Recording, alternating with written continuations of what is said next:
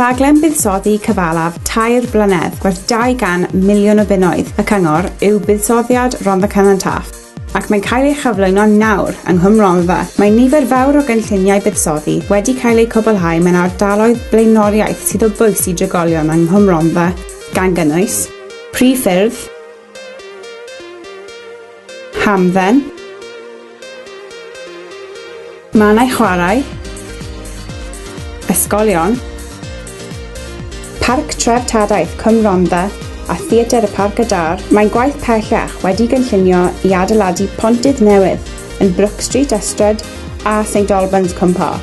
Ewch i rctcbc.gov.uk/buddsoddiad am rhagor o wybodaeth am y cynlluniau buddsoddi sydd wedi cael eu cwblhau neu sydd ar y gweddill yn eich ardal chi.